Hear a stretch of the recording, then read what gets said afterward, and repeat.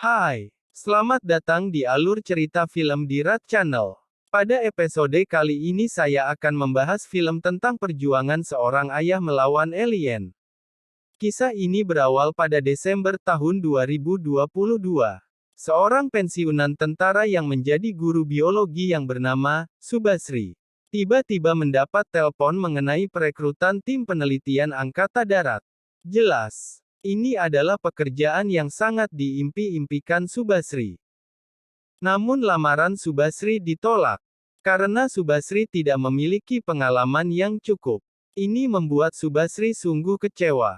Hal ini membuat Subasri lumayan depresi. Subasri akan tetap menjadi seorang guru seperti sebelumnya.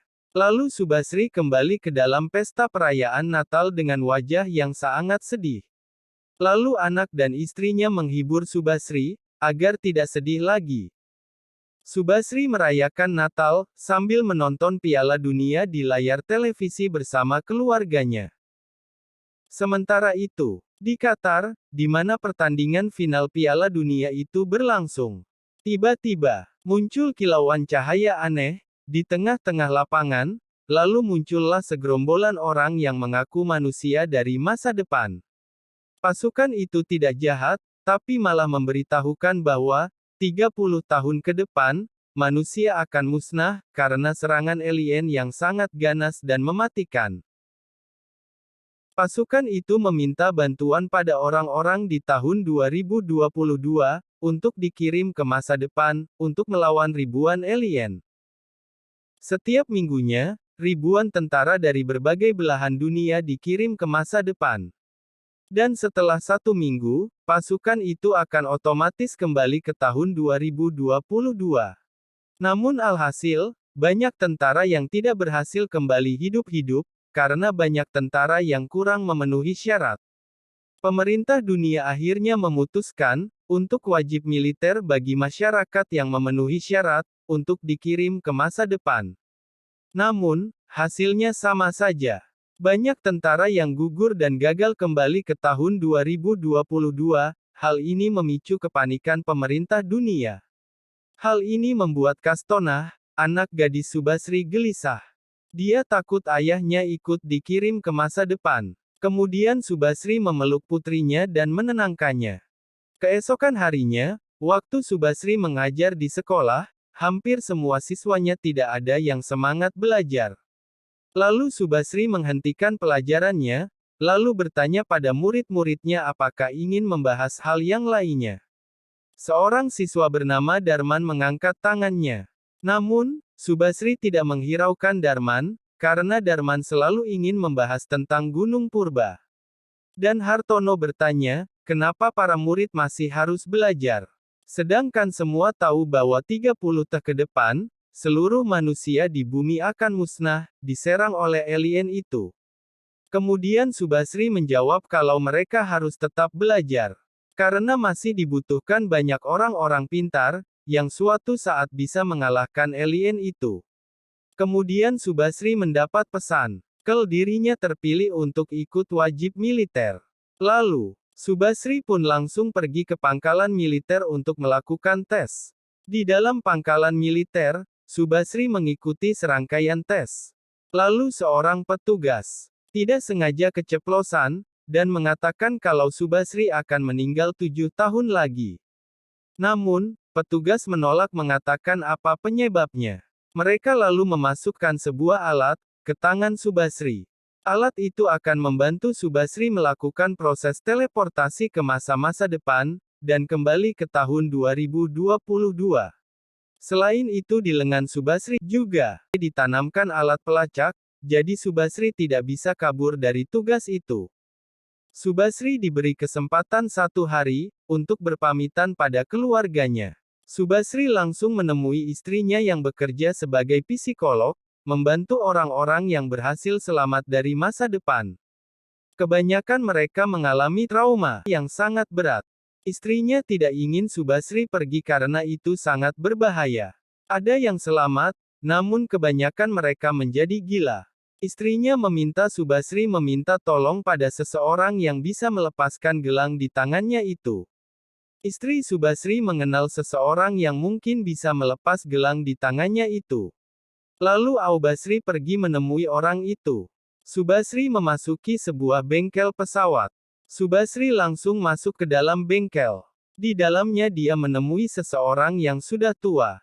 Orang itu adalah Kang Men, ayah Subasri sendiri, yang menjadi tukang servis pesawat. Ini adalah pertama kali Subasri dan ayahnya bertemu. Kang Men sudah tahu kalau kedatangan Subasri untuk meminta bantuan untuk melepaskan alat di lengannya itu. Kebetulan Kang Men sudah beberapa kali pernah melepas alat itu.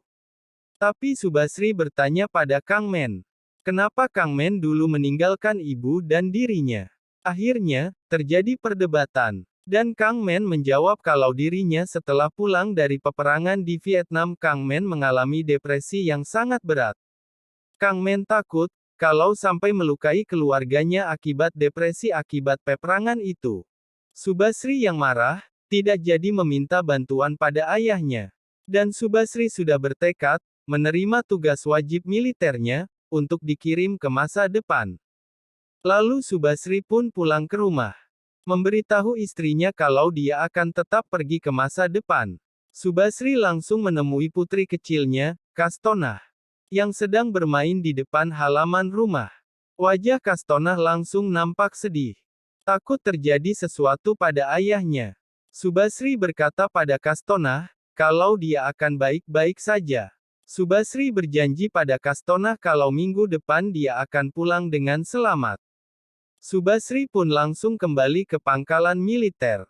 Seorang instruktur memberitahu titik kelemahan alien yang akan mereka lawan adalah leher dan perutnya. Sedangkan petugas lain memberitahukan, bahwa gelang itu akan membawanya kembali, kalau sudah genap 1 minggu di masa depan. Subasri juga berkenalan dengan seorang peneliti, Salekan, dan seorang tentara, Karis, yang juga terpilih untuk pergi ke masa depan. Subasri dan Salekan mendapat info, kalau Karis, ternyata sudah pernah pergi ke masa depan, 2 kali.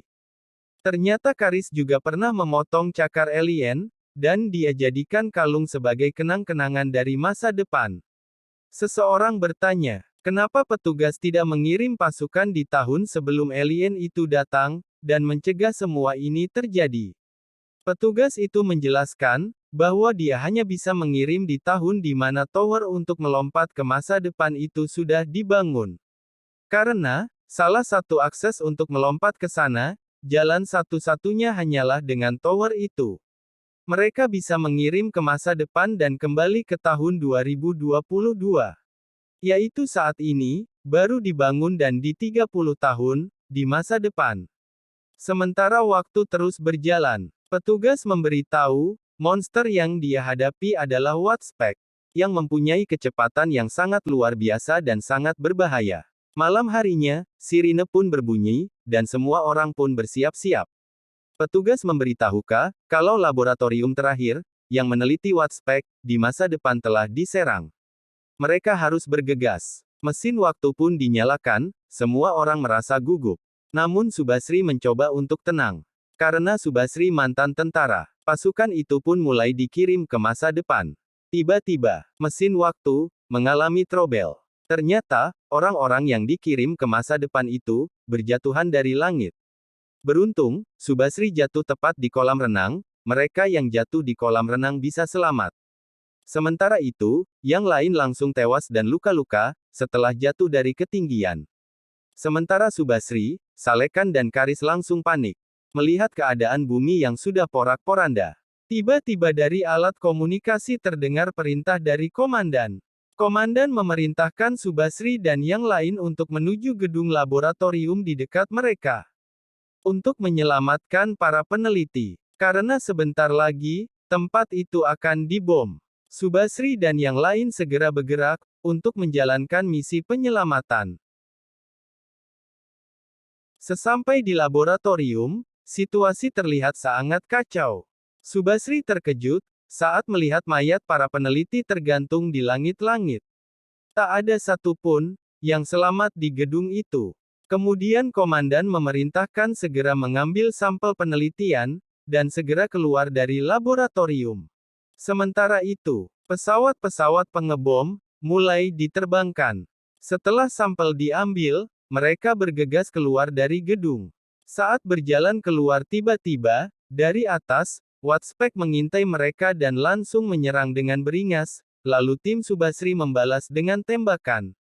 Namun punggung Watspek kebal peluru. Dan kelemahan Watspek adalah leher dan perutnya. Saat mereka keluar dari gedung, mereka lari menuju kendaraan yang menjemput mereka. Tiba-tiba, Watspek menyerang kendaraan-kendaraan itu. Lalu Subasri dan kawan-kawan berlari menghindari kepungan Watspek. Di saat yang sama, pesawat pengebom mulai menjatuhkan bom di seluruh kota. Subasri dan yang lain tidak sengaja jatuh di dalam terowongan bawah tanah. Beberapa orang banyak yang tewas di pertempuran ini. Mereka yang terluka menyuruh Subasri lari dan menyelamatkan sampel penelitian. Sementara itu, pesawat pengebom kembali meledakkan seluruh kota. Beberapa saat kemudian Subasri bangun dan sudah berada di markas militer. Subasri, Salekan, dan Karis selamat dalam misi ini. Salekan dan Subasri langsung mendekati Karis yang sedang melamun. Namun, Karis berkata, apa yang mereka lakukan akan sia-sia. Lalu Subasri bertanya, kalau misi ini sia-sia, kenapa dia ikut misi ini sampai 3 kali? Karis menjawab kalau dia mengidap kanker parah, dan dokter memvonis, hidupnya tinggal 6 bulan lagi. Karis tidak takut mati. TP Karis ingin kematiannya tidak sia-sia. Subasri tiba-tiba dipanggil komandan militer yang tadi memberikan perintah. Lalu Subasri sangat terkejut, karena komandannya ternyata adalah putrinya, Kastonah, yang saat ini sudah besar. Subasri sangat bangga, karena melihat Kastonah menjadi komandan militer dan gadis yang sangat tangguh. Selain itu Kastonah juga menjadi ilmuwan bioteknologi. Subasri sangat bangga dengan putrinya itu. Lalu Kastonah memperlihatkan gambaran Watspek betina di dalam sarangnya. Kastonah berhasil menciptakan racun yang bisa membunuh Watspek pejantan di sarang itu. Namun, Watspek betina bisa kebal dengan racun. Kastonah dengan timnya akan menangkap Watspek betina hidup-hidup di sarangnya untuk diteliti. Ini adalah kesempatan terakhir Kastonah. Mereka pun mulai bergerak. Di dalam helikopter, Kastonah bercerita. 3 tahun lalu Watspek pertama kali muncul di tempat itu, yaitu Rusia bagian utara. 3 tahun kemudian, Watspek sudah menguasai seluruh dunia. Subasri pun sangat terkejut, melihat perkembangan Watspek yang sangat cepat. Subasri pun bercerita pada Kastonah, saat dipasang gelang besi, petugas memberitahu, kalau dirinya akan meninggal 7 tahun setelah pulang dari misi ini. Lalu Subasri bertanya tentang keadaan keluarganya sebelum dia meninggal. Lalu Kastonah mengiyakan, kalau hari itu terakhir Kastonah melihat Subasri. Namun Kastonah menolak menceritakan kejadian sebelum Subasri meninggal. Mereka pun tiba di sarang Watspek. Mereka berhasil menjebak Watspek betina ke dalam lubang. Namun Watspek betina itu terlalu kuat. Dan beberapa pasukan telah dihabisi. Kastonah pun memutuskan untuk membenatu Watspek betina semakin beringas. Tiba-tiba, dari luar, banyak Watspek yang datang mendekati sarang. Akhirnya Subasri pun membantu Kastonah menjebak Watspek betina memasuki kandang. Dan akhirnya mereka berhasil. Mereka segera bergegas membawa Watspek kembali ke markas. Tiba-tiba, dari belakang, ribuan Watspek mengejar. Subasri dan Kastonah bergegas menuju mobil. Setelah tiba di pantai, Kastonah menyalakan flare gun. Kastonah berkata dia tidak ingin kalau Subasri membahayakan dirinya sendiri. Kastonah ingin Subasri kembali dengan selamat. Namun Subasri sebagai seorang ayah, ingin melindungi putrinya dari bahaya. Lalu Kastonah bercerita, kalau sepulangnya dari tugas, Subasri depresi dan meninggalkan anak dan istrinya. Saat Kastonah berumur 15 tahun, Subasri bercerai dengan ibunya. Saat Kastonah berusia 18 tahun, mendengar kabar kalau ayahnya mengalami kecelakaan. Dan Kastonah melihat detik-detik ayahnya meninggal di rumah sakit. Kastona tidak ingin itu terjadi. Kastona ingin melihat ayahnya, tetap di sisinya. Kemudian sebuah helikopter datang, menjemput mereka, dan membawa mereka ke tengah lautan, di mana tempat tower Jiangling itu dibangun. Sesampainya di sana, Kastona langsung memulai penelitian, mencari racun yang bisa membunuh Watspek betina. Semalaman Kastona melakukan tes penelitian sendirian. Kastona memberitahukan rencana yang akan dia lakukan. Nanti setelah Kastona berhasil menemukan racun itu, Kastona akan memberikan pada Subasri, ayahnya. Subasri sadar kalau ide putrinya ini sama saja dengan bunuh diri. Namun Subasri sebagai seorang ayah, dia akan tetap melindungi anak gadisnya. Dan akhirnya Kastona berhasil menciptakan racun itu. Bersamaan dengan itu, Watspek betina bangun. Dari luar, terlihat jutaan Watspek datang menyerang markas. Subasri dan Kastona bergegas menuju helikopter. Namun jutaan Watspek itu sudah mencapai markas, dan menyelamatkan Watspek betina. Lalu, Subasri dan Kastona bertarung melawan jutaan Watspek. Naas, Kastona terkena serangan Watspek tepat di perutnya. Sayangnya helikopter satu-satunya pergi. Karena mendapat serangan Watspek, terjadi ledakan di mana-mana. Kastona, yang tidak bisa bergerak lagi berterima kasih pada Subasri, ayahnya sendiri. Kastona sangat bahagia, bisa bertemu ayahnya lagi, setelah sekian lama berpisah. Lalu Kastona menyerahkan racun itu kepada Subasri. Tiba-tiba, Watspek betina muncul, dan menyerang Kastona. Subasri yang ingin menolong Kastona, ternyata waktunya telah habis. Subasri pun kembali ke masa lalu, bersama orang-orang yang selamat. Lalu beberapa saat kemudian, Subasri pun terbangun di pangkalan militer. Subasri langsung menyerahkan racun kepada petugas, untuk menggandakan racun secara massal. Namun petugas mengatakan kalau tower Jiangling sudah rusak. Mereka sudah tidak bisa mengirim ke masa depan lagi, semua sudah berakhir. Subasri melihat Karis dan Salekan juga selamat. Setelah keluar dari pangkalan militer, Subasri langsung disambut istrinya. Subasri langsung pulang ke rumah, sesampainya di dalam rumah, Subasri langsung memeluk Kastona putri kecilnya. Subasri sangat sedih dan tidak ingin kehilangan anaknya. Lalu Subasri bercerita pada istrinya, kalau dia bertemu Kastona, anaknya di masa depan. Kalau Kastona putri kecilnya itu di masa depan menjadi komandan militer sekaligus ilmuwan yang sangat hebat. Subasri mendapat racun dari Kastona di masa depan. Tapi Subasri bingung, harus diapakan, racun itu. Sedangkan serangan pertama, terjadi di Rusia pada tahun 2048. Dan susahnya lagi tidak ada catatan dan penelitian kapan alien itu turun ke bumi. Istrinya lalu berkata, bagaimana kalau alien itu sudah berada di bumi sebelum tahun 2048? Atau malah alien itu sudah berada di bumi sejak dahulu kala? Subasri mempunyai ide, dan langsung menemui Karis, untuk meminjam kalung Karis yang dari cakar Watspak itu. Lalu mereka meminta Salekan meneliti cakar itu. Salekan menemukan sampel abu vulkanil dari Cina di dalam cakar itu. Hanya pakar gunung berapi lah yang bisa menjelaskan hal itu. Subasri langsung mengajak yang lain. Di sekolah, tempat di mana dia mengajar. Lalu Subasri bertanya kepada Darman, kenapa abu vulkanik dari Cina bisa mempengaruhi cakar alien dari Rusia? Lalu Darman bercerita, pernah terjadi letusan Gunung Changbai yang sangat dahsyat di tahun 1147 sebelum Masehi. Abu ledakan itu menyelimuti separuh bumi. Dan masih bisa ditemukan sampai saat ini di gunung es. Lalu Darman memperlihatkan glaser di Rusia, yang masih menyimpan abu vulkanik di kedalaman 500 meter. Subasri dan kawan-kawan sadar, kalau alien itu sudah ada di bumi, dan mereka pasti sembunyi di bawah gunung es. Subasri pun langsung menemui Menteri Pertahanan, untuk mengirimnya di Rusia. Namun Menteri Pertahanan menolak mentah-mentah. Karena semua negara, kala itu mengalami krisis, apalagi Amerika adalah musuh Rusia.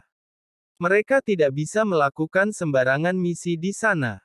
Subasri mempunyai ide lain, Subasri menemui ayahnya. Subasri meminta bantuan ayah untuk terbang diam-diam ke Rusia. Subasri yakin alien sedang bersembunyi di sana. Tanpa pikir panjang ayahnya langsung setuju membantu Subasri. Mereka pun bersiap-siap. Petugas yang menggandakan racun juga ikut, dengan membawa beberapa koper racun. Mereka langsung terbang ke Rusia bagian utara. Kemudian mereka sampai Glazer yang dimaksud Darman. Tim Subasri menyusuri Glazer, dan mencari sesuatu yang mencurigakan. Tiba-tiba kompas di kendaraan mereka tidak berfungsi. Itu artinya ada medan magnet yang sangat tinggi di bawah mereka. Setelah area itu diledakkan, mereka langsung turun memasuki lubang gua salju. Di dalamnya, ternyata benar, mereka menemukan sebuah pesawat alien itu. Subasri pun berkata, kalau mereka masuk, ada kemungkinan mereka tidak akan keluar dengan selamat, lalu Subasri mempersilahkan timnya untuk pulang. Dan memberi tahu kepada dunia, kalau ada pesawat alien di sini. Namun ayahnya Subasri dan Karis berkata, kalau birokrasi dunia akan sangat lambat menangani hal ini. Bisa jadi Watspek akan muncul sebelum ada tindakan.